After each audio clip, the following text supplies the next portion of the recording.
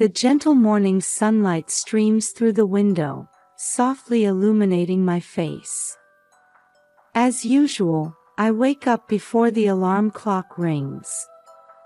Even at 62, the habit from my 30 years as a high school teacher is hard to shake off.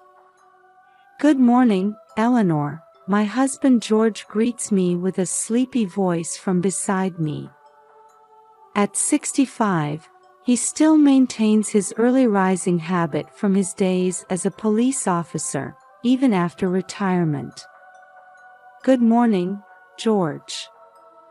"Another beautiful day," I smile in response as I get up from bed. I open the curtains and take in the morning view of Cedarville, Ohio. It's a small college town of about 4,000 people, but it exudes a peaceful atmosphere with its lush greenery. As I prepare breakfast, I mentally organize today's schedule. Our son Mike and daughter-in-law Sarah are heading off to work, so we'll be looking after our 2-year-old grandson, Jacob. Mike is busy as a researcher at a major pharmaceutical company, while Sarah works at a local real estate agency. Helping the young couple balance work and childcare is one of the joys of being grandparents. "George, don't forget we're watching Jacob today," I remind him. "Oh, of course. I'm looking forward to it." George looks up from his newspaper with a smile. Taking care of our grandson has become one of our greatest pleasures in life. After breakfast, I take a walk around the neighborhood. I exchange greetings with neighbors along the way. "Good morning, Eleanor." Early as always, I see Mrs. Johnson calls out while tending to her garden. "Good morning, Linda." "Your garden looks lovely," I reply. "Thank you. I'm planning to sell some of these flowers at the church bazaar," she says. It's moments like these that remind me of the strong sense of community here. We've lived in Cedarville for over 40 years, and this warm community has become our cherished home. When I return home, I receive a call from Sarah.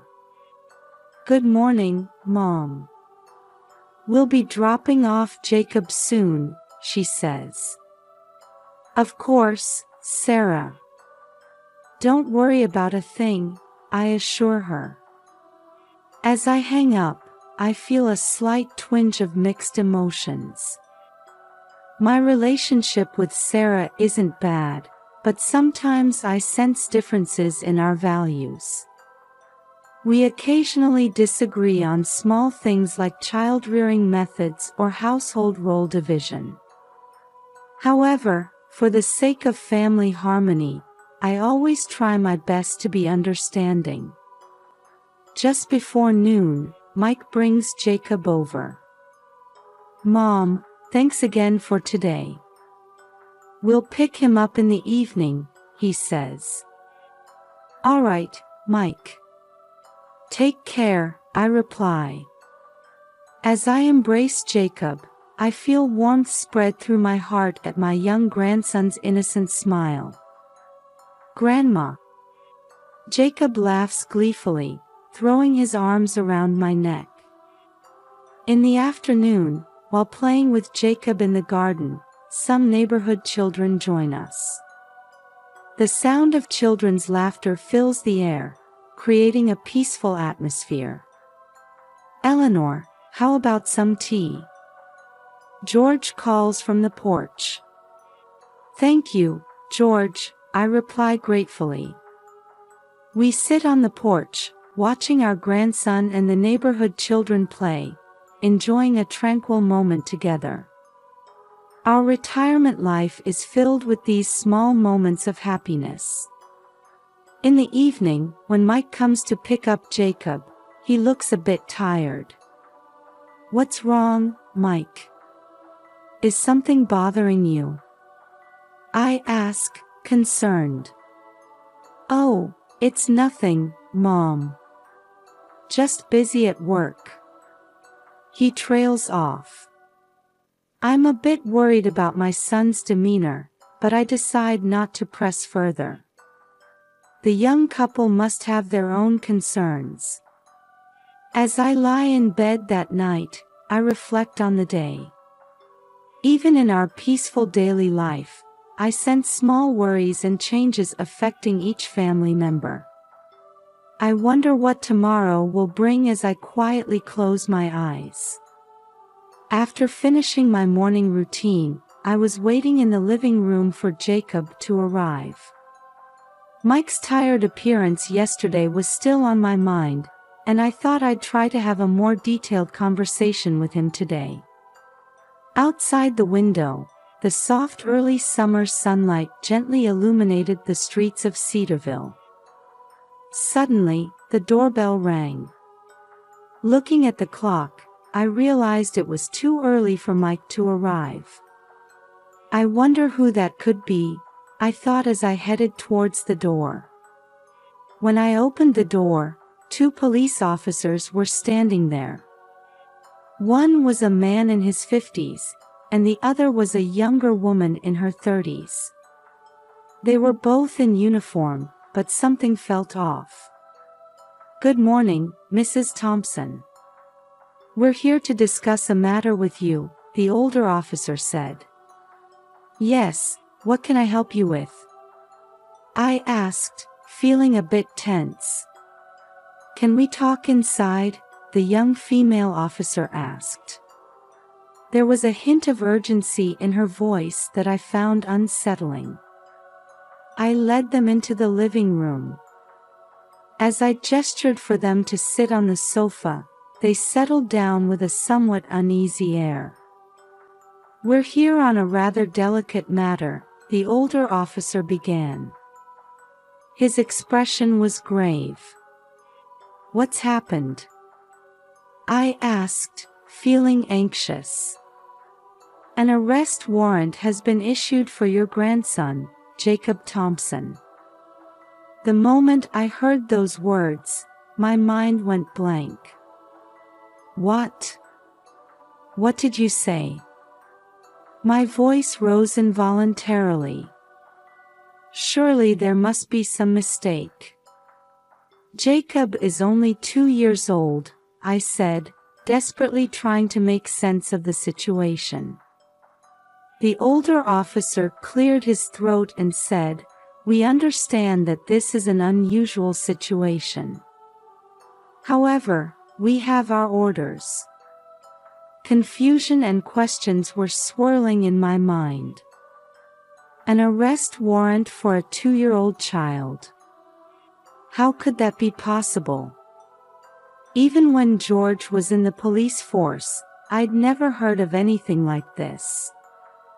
What exactly is he being charged with? I asked, trying to maintain my composure.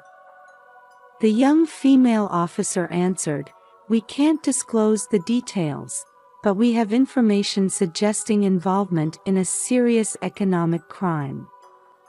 Hearing those words, I became even more bewildered. A 2-year-old child involved in an economic crime. It made absolutely no sense. This must be a mistake. Jacob is truly just a 2-year-old child. He can't even count money by himself, let alone commit an economic crime, I explained desperately. The 2 officers exchanged glances. I sensed something akin to nervousness in their demeanor. "Mrs. Thompson, we understand the unusual nature of this situation. However, we have orders from above." The older officer began, but the younger one interjected. "Actually, there is a way to resolve this situation," she said. I listened intently. "If you pay bail, we won't need to take Jacob into custody," the young officer explained.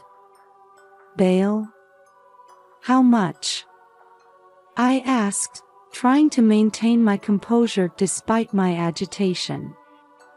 $100,000. I gasped when I heard the amount. $100,000. Such a large sum, I couldn't possibly. We can arrange for installments. $30,000 now, and the rest can be paid later, the older officer quickly added. The feeling that something was very wrong grew stronger within me. Police procedures couldn't possibly be this simple. And the behavior of these two officers was strange. Could I have some time to think about this? I'd like to consult with my husband, I said, trying to buy some time. The two officers visibly tensed. But this is an urgent matter. I understand. But we're talking about a large sum of money. I need a little time, I said firmly. The officers reluctantly stood up. All right, we'll return in 2 hours. Please make your decision by then. As I saw them off, various questions were swirling in my mind. Was this really an official procedure? Why would there be an arrest warrant for a 2-year-old child? And were these two really police officers? After closing the door, I took a deep breath. I needed to think calmly. First, I should call George. He would know about police procedures. And I needed to contact Mike and Sarah too. As I reached for the phone, I felt a sense of unease along with a premonition that something big was about to happen. I let out a deep sigh as I hung up the phone. My conversation with George had made the abnormality of this situation even clearer. Eleanor, listen carefully. George's voice had maintained its usual calm. First of all, it's almost impossible for an arrest warrant to be issued for a 2-year-old child. Also, the police would never directly demand bail money. This is most likely a scam. Recalling George's words, I started jotting down notes. I listed the suspicious points about the two individuals posing as police officers, the slight oddity in their uniforms, their nervous behavior, their demand for immediate bail payment.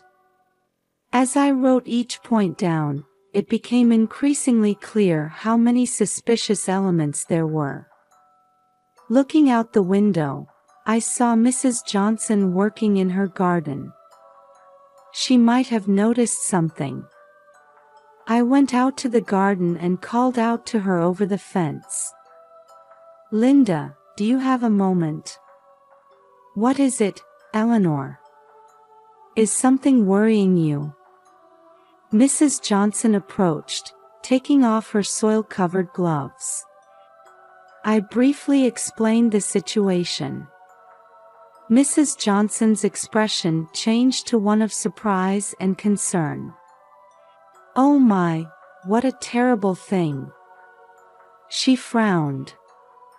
Come to think of it, I did see an unfamiliar car parked earlier. It looked like a police car, but something seemed off about it. My heart raced at this information. What kind of car was it? Mrs. Johnson provided me with details. The make, color, even part of the license plate number. I hurriedly wrote it all down. Thank you, Linda. This is very helpful. Back in the house, I tried calling Mike. But there was no answer. I left several messages on his voicemail, but received no response. Anxiety spread through my chest. Next, I tried calling Sarah, and she answered immediately. What is it, Mom? There was an odd uneasiness in Sarah's voice. Sarah, something serious has happened. It's about Jacob." As I began to explain the situation, Sarah's reaction was strange. Rather than surprise or concern, I sensed something more like panic. "I see. But Mom, shouldn't you just do what the police say?" I felt uneasy about those words. The normal Sarah would have been much more agitated. "Sarah, do you know something about this?" "No. Nothing." Her voice was trembling. "Sorry, Mom. I'm at work right now. I'll call you back later." The call ended. Various questions swirled in my head. Sarah's behavior was clearly unusual. Was she hiding something? Looking at the clock, I realized it was almost time for the fake officers to return. I hurriedly began my preparations. I went over the response methods George had taught me and prepared to gather evidence. I slipped a small voice recorder into my pocket and made sure my phone camera was ready. The doorbell rang. I took a deep breath and headed for the door. In my mind, I organized all the information I had gathered. The suspicious points about the fake officers, Mrs. Johnson's testimony, Sarah's strange reaction. Before opening the door, I steeled my resolve. I had to unravel this mystery and protect my family. For the sake of my grandson Jacob, and for the truth. As I placed my hand on the doorknob, I whispered quietly, "Now, let's reveal the truth." When I opened the door, the two fake officers were standing there as expected. "Mrs. Thompson, have you made your decision?" the older man asked, unable to hide his impatience. Maintaining a facade of calm, I replied, "Yes, I've thought it over. But could you please show me the official warrant?" The two visibly flustered, exchanging glances. "Well, that's..." the younger woman stammered. "And I'd like to see your police badges as well," I said firmly. "We apologize, but we didn't bring them today." "I see. In that case, let me call the station to confirm," I said, reaching for my smartphone. The two panicked. No, that won't be necessary," the older man hurriedly tried to stop me. We'll be leaving now." With that, they hastily departed. I watched their retreating figures with a cold gaze. As I closed the door, I felt my heart racing. This gave me near certainty. But I still didn't have the full picture.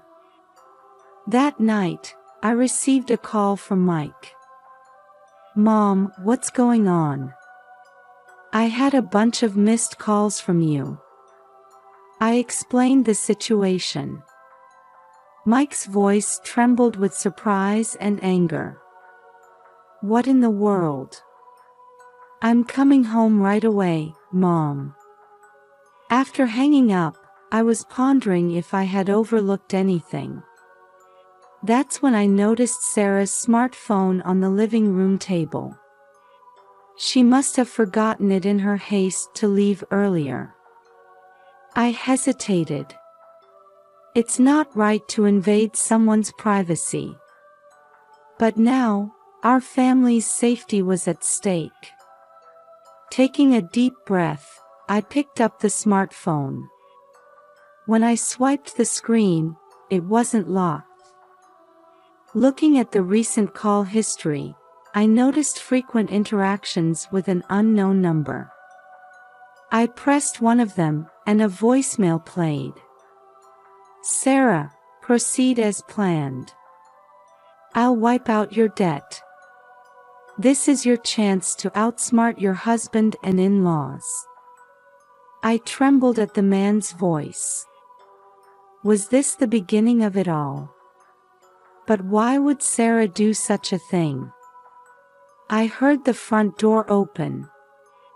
Mike had returned. "Mom, I'm home." Mike's voice was a mix of exhaustion and worry. After I explained the situation in detail, Mike's expression clouded. "Sarah, what on earth are you thinking?" Just then, the doorbell rang. When we opened it, Mr. Wilson from across the street was standing there. "Eleanor, I'm sorry for coming at this hour. But I think you should see this." What he handed over was footage from a security camera. It showed the fake officers in a secret meeting with Sarah. I thought this looked strange, so I checked it out.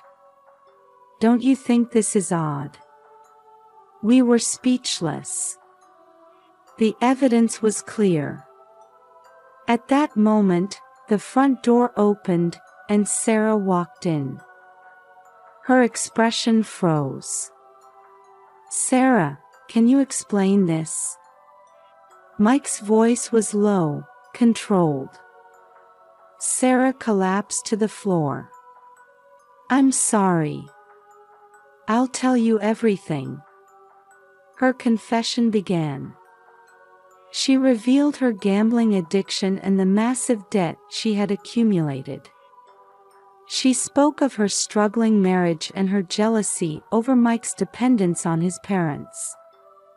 Finally, she admitted to being coerced into this scheme by debt collectors who were threatening her. "But I didn't really want to do it. Deceiving my family." Sarah's voice trembled. Mike let out a deep sigh. "Why didn't you talk to me? We could have solved this together." I watched the two of them with mixed emotions. Anger and sadness, but also a bit of relief. At least now, the truth was out in the open. "Well, let's report this to the police," I said quietly. "The real police, this time." With those words, the atmosphere in the room seemed to lighten a bit. A long night was coming to an end.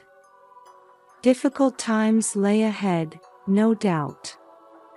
But now that we knew the truth, we could surely overcome this trial as a family. Looking out the window, I could see the first light of dawn peeking through. It was the start of a new day. And the beginning of a new chapter for our family. As the morning sun began to softly illuminate the room, we heard the sound of police sirens approaching. The real police had arrived. We went out to the front door to greet them. "Thompson family, we apologize for the delay," Detective Johnson, a veteran officer, addressed us.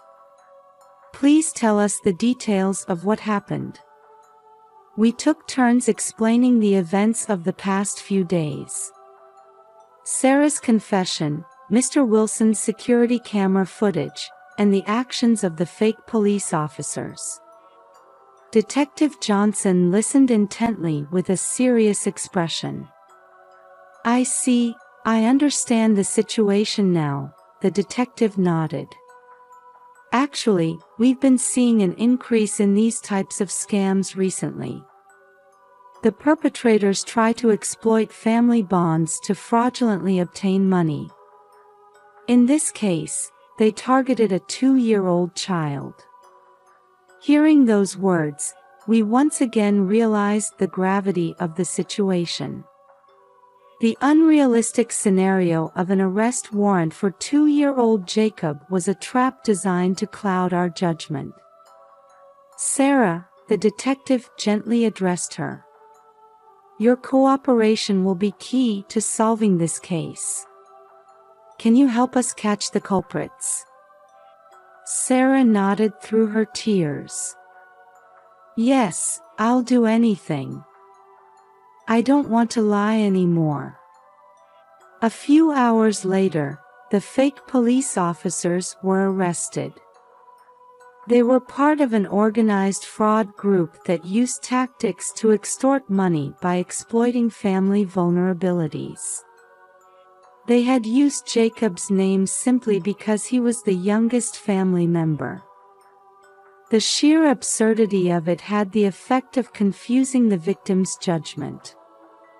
Once the immediate crisis had passed, we took time as a family to face each other. We gathered in the living room, sipping tea and discussing things we hadn't been able to talk about before. Sarah, why didn't you come to us sooner? Mike asked quietly.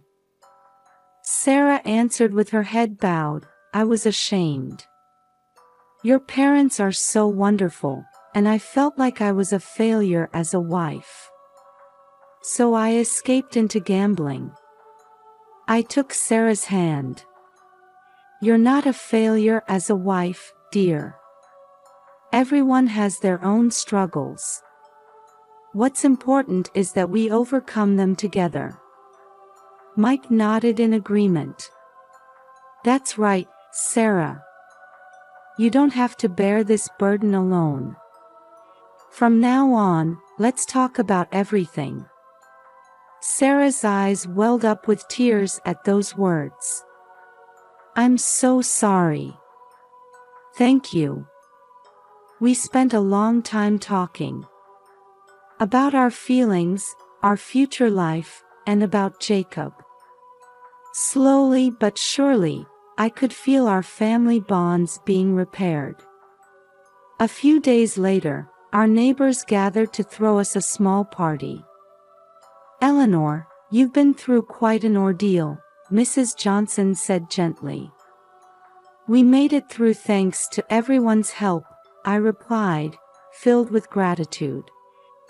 Mr. Wilson approached us too. I'm glad that footage was useful. If you ever need anything, just let me know. I felt a warmth in my chest, touched by the kindness of our community. In the middle of the party, Jacob came running to me. Grandma. As I picked him up, I found myself tearing up. We had all come together as a family to protect this child. That night, I stepped out into the garden alone to look at the stars. The events of the past few days flashed through my mind like a slideshow. Fear, anxiety, anger, and finally, the relief and hope that followed. I've never felt the importance of family so strongly before. There's no such thing as a perfect family. But by understanding and supporting each other, we can overcome any difficulty. That's the true strength of family. This ordeal taught me that. From inside the house, I could hear the laughter of Mike, Sarah, and Jacob. I took a deep breath and looked up at the starry sky once more. Thank you, I whispered softly. I'm not sure who I was thanking, but a definite feeling of gratitude spread through my chest. Tomorrow, a new day begins again. I'm sure it won't all be smooth sailing. But I know we can get through it together. As a family, and as members of this warm community. I quietly returned to the house. It